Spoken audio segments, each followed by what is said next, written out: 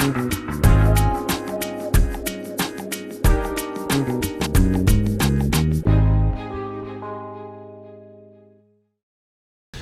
to Michigan Planning Today. I am Bob Gibbs, your guest, and we're going to focus on the City of Troy's Big Beaver Corridor Master Plan. I'm very pleased to welcome our guest, Brent Savidant. Brent is the Planning Director for the City of Troy. Welcome, Brent. Thanks, Bob. Great to be here. Tell us about the City of Troy. City of Troy is a city, the largest city in Oakland County. It's got a population of about 85,000, and it has a daytime population of well over 100,000. So it's a unique situation where our daytime population is actually higher than our nighttime population. We are the location of a number of Fortune 500 companies, as well as other national and state companies. We're the 10th largest city in Michigan. A median household income of 96,000 people, also a very educated population. That's great. And the City of Troy is located on the eastern part of Oakland County. Yeah, northern part of Oakland County, northeastern part of Oakland County. It's an outer ring suburb of the city of Detroit. All right. Well, tell me about Big Beaver Road and what the Big Beaver Corridor study is. So the Big Beaver is the most important corridor that runs east and west through the city of Troy. It's our busiest corridor, and as Troy grew, you see an image here on the screen. You see it's characterized by a 204-foot right-of-way, very busy road. There's about 50,000 cars a day that go up and down Big Beaver, so it's extremely busy.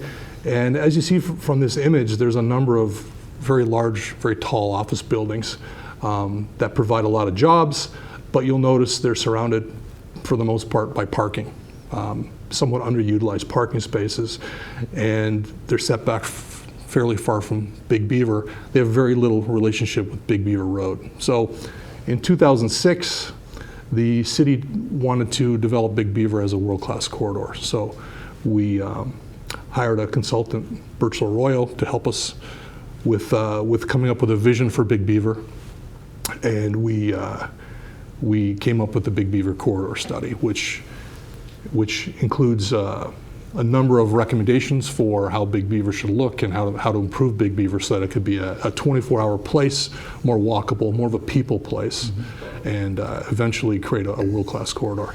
Yeah, with 50,000 cars per day, it's almost a major highway, isn't it? Absolutely. And it's also controlled by the Road Commission, which presents some challenges because we're not actually the responsible entity for that road. And it includes all land uses, residential, major shopping centers, major office, major employment centers. It does. What you see on the slide on the screen, we incorporated the Big Beaver Corridor study into our master plan when we comprehensively updated our master plan in 2008. It was the first comprehensive master plan effort in about 40 years. So we recognized that one of the most important goals of that master plan was to improve Big Beaver. We implemented our recommendations in our zoning ordinance that was updated comprehensively in 2011. What is a zoning ordinance and what is a master plan? Yeah, a master plan is the vision for your community. How the residents and elected officials and planning commission want that community to look for the next 5, 10, 20, 50 years in the future. It is a policy document. And a zoning ordinance is a law, and it's a tool that's used to implement the policy of the master plan. It's actually required by state law that if you have a zoning ordinance, you have a law to regulate land uses, that it's required to be based on a master plan. In fact, there's state law that requires that master plans be updated at least looked at every 5 years to ensure they're still up to date. And then the zoning ordinance tells property owners what to expect to be developed around them and what kinds of uses are permitted on the property. Yes, yeah, and our zoning ordinance was really a paradigm shift in 2011. We had I would say a typical suburban type zoning ordinance that most suburban communities, post-World War II communities, that's how they regulated land use, which is, as I indicated earlier, tall buildings, large parking lots, and the controlling factor really was separation of land uses. Offices were to be separated from residential, which would be separated from industrial, and so on. And there wasn't this mixed-use concept. It was actually mandated in most suburban areas that uses be separated from each other. So in 2011, in part because we had done this Big Beaver Corridor study, we recognized that there was a significant value in mixing land uses, not only horizontally on a site, but also vertically on a site. So, in other words, having a mix of uses within a building, as you're an expert in, Bob, having retail, for example, on the first floor, and then residential and/or office above, creates more vibrant, more walkable, more quality type places. And we wanted to incorporate this concept into Big Beaver. I think the city of Troy is unique in Oakland County in that it really has allowed high-rise buildings to be built along the corridor. I think you've got some buildings that are more than 10 stories tall. We do. In fact, our tallest building is about 25 stories. And we not only permit higher buildings, we actually encourage higher buildings. Why would the city encourage such large buildings? For a number of reasons. One is I talked earlier about how the buildings that were built immediately after the war and between post-World War into the 60s, 70s, and 80s, large buildings that were set back far from the street as part of the separation of land uses. The relationship with Big Beaver was really minimal. So people that were in automobiles or walking on Big Beaver really did not relate to the buildings, and the buildings did not relate to the street. And that's a lost opportunity. And if you want to create place, it's very important that the buildings relate to the street. And there's various ways that we did that with our zoning ordinance, but we actually, instead of setback requirements, which requires the building to be pushed back far from the street, we actually have build-to lines where we mandate that the building be built in close proximity to Big Beaver. We also have requirements where there's functioning windows and doors that you can see in and out of, so that pedestrians can actually enter and leave the building on Big Beaver and relate to the street. Speaking of placemaking, here's an image from your 2006 master plan for Big Beaver. I think this was prepared by Birchler Royal, now Giffords Webster, and Yes. Grissom Metz. What is this sketch illustrating? Well, you'll notice, if you compare this to the first image that you showed of Big Beaver, which was predominantly automobiles and parking lots, what jumps out from on this slide is people. The activity is people, and the automobiles are in the background. And that's not to say that automobiles are not important. Obviously, you and I both arrived here by automobile, and they're an important part of everyday life. However, we wanted to define Big Beaver in a different way, which was having buildings that related to the street, that had multiple uses, where you could accomplish multiple different things with one trip. For example, you could park the car, you could go to work, you could also walk to a restaurant, or walk to a dentist, for example, and bring more vibrancy and make it more of a 24-hour place. So the buildings have restaurants and shops on the first level, and there's sidewalks along the streetway with landscaping and streets. Exactly. It's really quite beautiful. Yeah. So this is one of the buildings built along Big Beaver Road. This is at Crooks in Big Beaver. Is this reflective of the plan? It is, and the reason I thought this image was important was this was, believe it or not, the first building that was developed after we adopted the Big Beaver Corridor study. This site was a gas station that sat vacant for a long time. It was an eyesore. And we had a developer who was interested in putting a Starbucks here. He wanted to put a drive-through on the site, but it was too small. But he ended up putting this Starbucks restaurant here. By all accounts, very successful. Even though it's located at a very busy intersection, I told you before, the traffic counts on Big Beaver is about 50,000 cars a day. On Crooks, I'm going to guess it's at least half that. So you've got about 75,000 cars whizzing by. But on a summer day, you've got people sitting outside enjoying the sunshine. And the building is unique because it's pulled up to Big Beaver Road with a patio, and then where's the parking? The parking's in the back. Parking's in the back. Lots of glass, so it brings the street activity into the building and also lets people who are driving by see the activity in the building and think to themselves, hey, maybe I should pull over and grab a coffee. And that all contributes to making it more walkable. Exactly. This is another building on Big Beaver, and this is at Coolidge, the Ocean Prime Restaurant. Yeah, this is the second building that was so I'm trying to tell a narrative here and show you how we've kind of evolved. over time. This is the second building that was developed after the corridor study. Ocean Prime, this was located at the corner of Coolidge and Big Beaver in front of a large office complex. And it's a beautiful building. What's significant with this building is the quality of architecture, lots of glass and metal and brick and stone, but the quality of this outdoor seating. This is it's a high-end restaurant, a very quality restaurant. And you see in this image on a sunny day, you can't find a seat outside. People want to be outside, and this, when you drive by, this is what you see instead of an empty parking lot. Even though it's on a busy corner, yep. Probably 70,000 cars per day going by in this corner. And this is a great example of another restaurant contributing to making it more walkable. That's right. Here's a view of Big Beaver looking east. This is from the Somerset Collection Mall. And you can see Big Beaver is a major highway. It looks like it's 6 lanes or so, plus turning lanes with a large boulevard down the middle. Absolutely. And it shows you how dynamic and how busy the city is. It also shows you the opportunity that we have for infill and for doing more on the corridor. Right, and I think the Ocean Prime is a good example of infill. That was a parking lot to an office building. That's right. And the developer just took a piece of property used for parking and put a commercial use on it. It added not only activity to the Big Beaver Corridor, but added value to the property and to the tax base for the city of Troy. It's got to be a big win for the developer to get additional developable property like that. And I would guess it would probably help lease office space in the building next door. Yeah, I read a survey recently that the number one thing employees want today is to be able to walk to restaurants and shops while they're working. Yep. So here's a view, I think, of the our planner's sketch of the proposed for Big Beaver. How is this different from the existing conditions? Well, you see the activity on the sidewalks, and you see the placement of the buildings closer to the street. You still dominated by automobiles because it is a 204-foot right-of-way with 6 lanes of traffic, but you start to bring more of a pedestrian scene, more activity, more things to do, more places to spend money, more destinations to walk to and from. This is what we intend to accomplish over the long term. Well, the city of Troy is unique, I think, because it doesn't have a real downtown, a walkable downtown, does it? That's correct.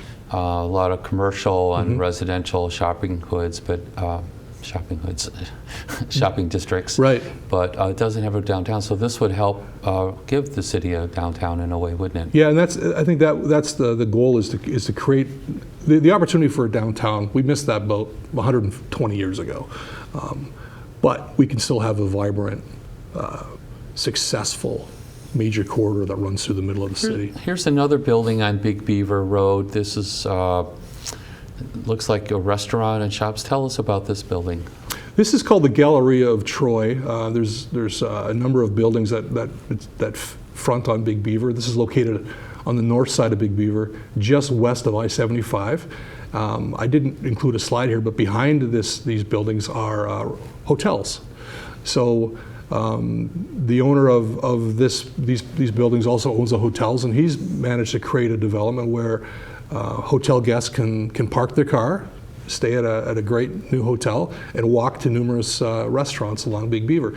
This is also, I was very excited when this was constructed, because this gave me an opportunity to walk to lunch for the first time.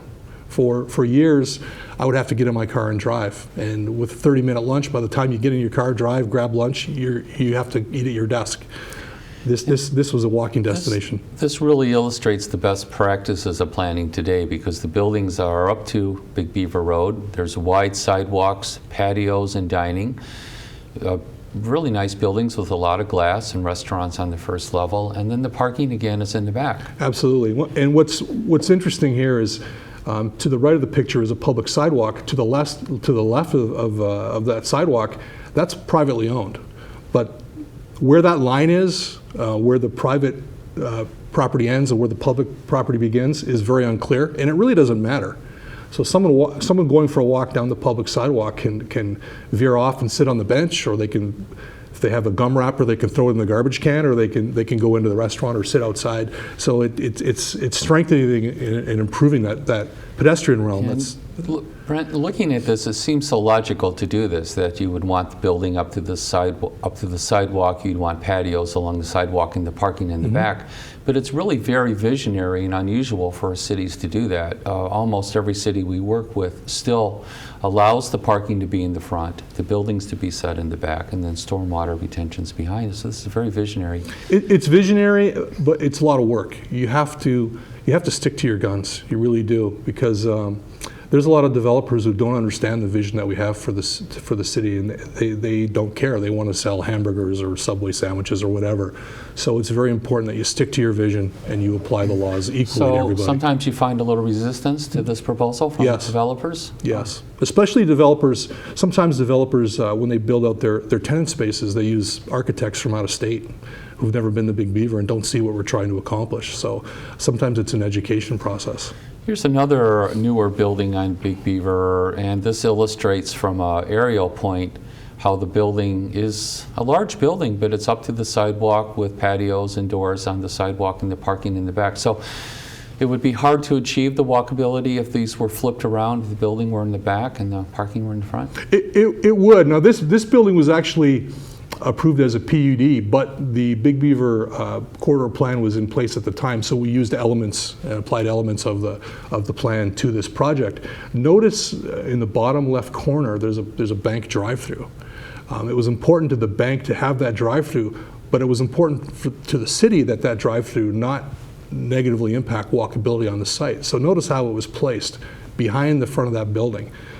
With a architectural element, like a tower element on the front of that building, which announces that building. They still have their drive-through, but it doesn't dominate the site. It's in the background, and it plays a lesser role. I'm sure it takes a lot of work and a lot of negotiating back and forth. Definitely. To have that happen. Definitely. Tell us about yourself, Brent. You are an AICP, which means you're a member of the American Institute of Certified Planners. Yes, that's true. Where are you from, and how did you get interested in planning? I'll give you the Reader's Digest version. I've been in Michigan for about 26 years. I'm originally from Canada. My father was in the Canadian Air Force. I'm a military brat. I went to high school in Ottawa. When I came to Michigan, I was a planning consultant in Genesee County for 7 years. So I worked for a multidiscipline consulting firm, which was good because I got to work on all kinds of different projects, master plans, zoning ordinances, parks and recreation plans. And after 7 years, I was hired as a principal planner for the city of Troy. That was in 2002. In 2010, I was promoted to planning director, and a few months ago, I was promoted to community development director. I still play the role of the planning director for the city of Troy, but I've taken on some additional responsibilities. And what does the community development director do? What are those responsibilities? I still oversee planning and code enforcement, but I also now oversee our building department. Is the city of Troy still growing? It's the population is fairly tapered off for the most part, but most of the vacant farmers' fields are for the most part long gone.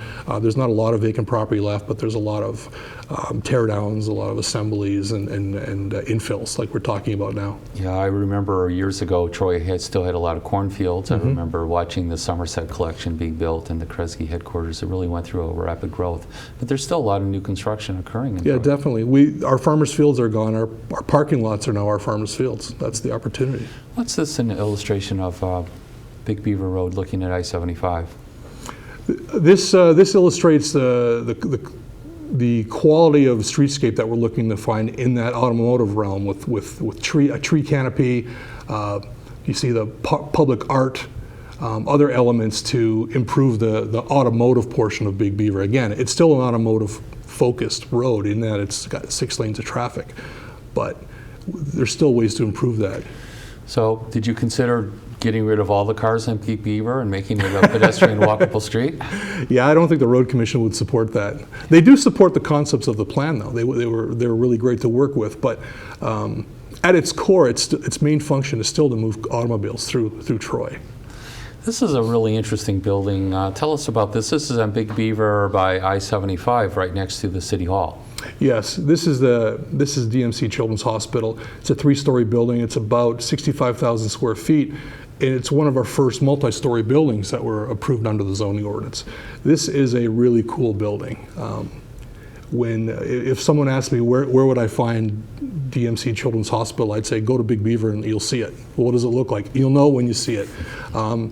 The colored masonry blocks are beautiful. The use of the windows, different colored glass. At night, this is a gorgeous building. But notice it's still very close proximity to Big Beaver Road. It's got windows and doors that face Big Beaver. The activity in the building is visible from the street. Parking, you'll notice, behind the building. So it's in the forefront of Big Beaver, and it adds just a beautiful building to that streetscape of Big Beaver. It is a really beautiful building. Yeah.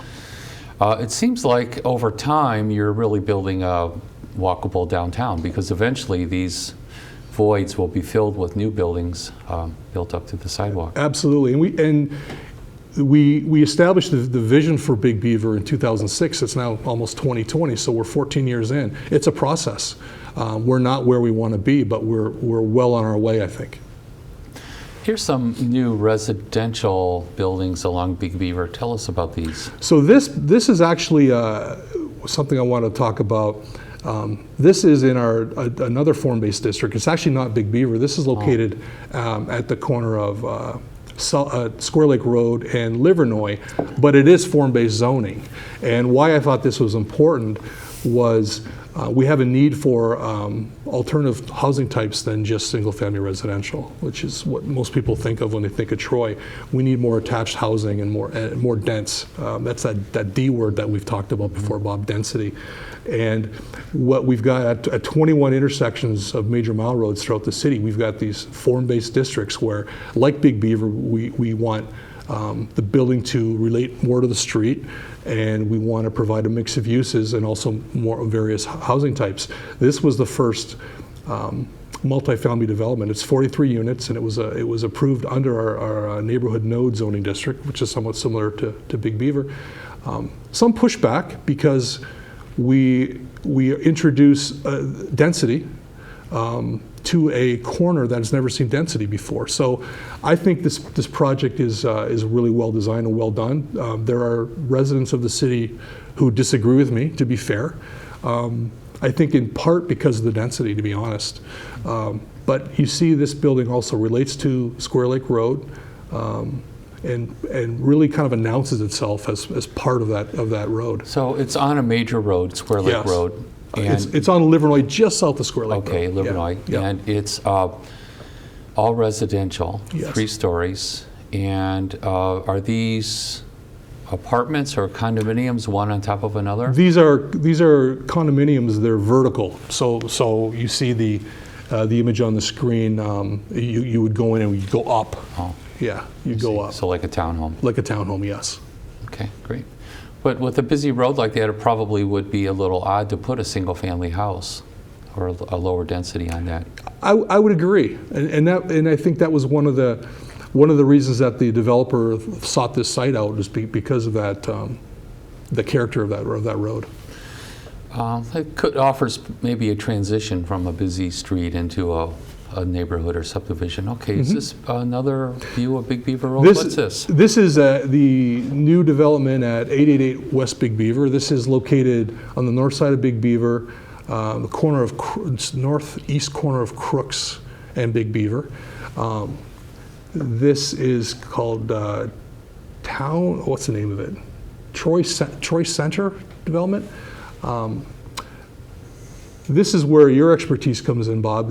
I put this slide in for you. This is the ground level of a parking deck, a 7-story parking deck, where they've activated the ground floor by introducing a coffee shop and a workout facility and a massage facility into the ground floor of that parking lot, and actually helped to create an internal street between the parking deck and the buildings that front on Big Beaver. There's actually a street that's been created internal to the development. This is interesting on so many levels. First of all, it's fascinating to put retail on the first level of a parking garage. And congratulations for getting the retail to have a lot of glass and clear glass. Very often it's tinted glass. But also this was an office building that was redeveloped, and there was a lot of new retail and restaurants added to this That's right. Utilized site. That's right. When the developer purchased it, the developer is called Unicorp. They're out of Orlando, Florida. There was a 13-story building that I think was not at 100% occupancy. There was a 2-story parking deck that looked like it was safe, but I've seen nicer parking decks in Michigan. And the developer put numerous buildings on Big Beaver, restaurants and other retail buildings on Big Beaver, also on Crooks, a Seasons 52 and a Yard House restaurant. Then added that 7-story parking deck, and there's a 270-unit apartment building that's proposed to be attached to that parking deck. That's going to be starting construction very soon. So a very significant mixed-use development at the corner of Crooks and Big Beaver. This is a really interesting trend to take commercial property, maybe just office, developed in 20, 30 years ago, and then keeping the primary use, but then infilling retail and restaurants and residential on the same set of property. And adding value to that site, and adding a, and this is a view of the development in its entirety. You see the existing 13-story building that was repainted and had some significant work done inside. And then you see the parking deck to the right. It's a beautiful parking deck.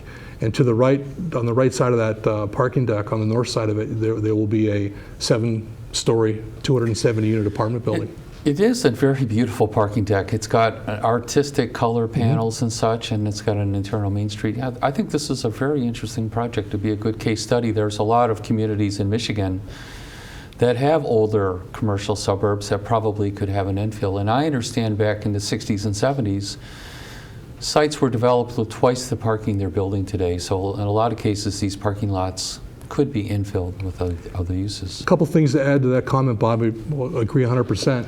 One is when we comprehensively updated our zoning ordinance in 2011, we took a serious look at our parking, and we wanted to make sure we got it right, because we did find, as you said, that we required too much parking for a number of different uses. As per this parking deck, it is a really nice parking deck. The city actually incentivized the construction of this parking deck. Our DDA developed a new program called QDI, which stands for Quality Development Initiative, where a certain percentage of the recapture of the incremental increase in the property value goes back to the developer. So in a way, it incentivizes, because they're very expensive, as you know. They can be $20,000 to $25,000 a space for a parking deck. It's almost impossible for the private sector to build a garage all on its own. Right. So there was a public-private sort of partnership Right. here. And as you know, if you want to truly be walkable, you've got to have deck parking. You can't get to walkability with surface parking. You can't do it. You can't do it. There's another new building along Big Beaver. So this is the ground floor, the first floor retail that fronts on the project that we spoke about. This is although it's a 1-story building, the architect developed this with very high ceilings, with a tower element on the corner. So even though it's a 1-story building, it engages the street and has a strong relationship with the street. This is a Shake Shack building, part of that same development. And the reason I included these slides is to show you the quality, the architectural quality. I mentioned earlier that internal street. If you go back to that Shake Shack slide really quickly, this is across the street from that parking deck where the first floor retail was. And you can see the quality elements here, the lighting, the sidewalk, and other elements that make this a people place. Even though it's a street, it's comfortable for pedestrians. We're going to have to wrap it up. I'd like to end with a project that's on the boards for the City of Troy. First of all, thank you very much for joining us today. This is fascinating. I think the City of Troy really has been a progressive, visionary community in how to retrofit these aging suburbs and how to adapt new planning principles. Talk us a little bit about this one that you're approving right now. This went before the Planning Commission last Tuesday. It received preliminary site plan approval and special use approval. This is a Hyatt Place Hotel. It's a 6-story building with a Ford's Garage building fronting on this project with rooftop dining on top of the Ford's Garage. From what I hear, I've never been to Ford's Garage. There's one in Dearborn. It's a very dynamic, fun restaurant, and this is a quality development that's really going to add to the Big Beaver streetscape. Brent, thank you very much for joining us today. It was a fascinating talk about the city's vision and implementation of these new planning principles, and we'll look forward to seeing you again soon. Great to be here. Thanks. Thank you for watching Michigan Planning Today. I'm your host, Bob Gibbs, and we look forward to seeing you again in the near future.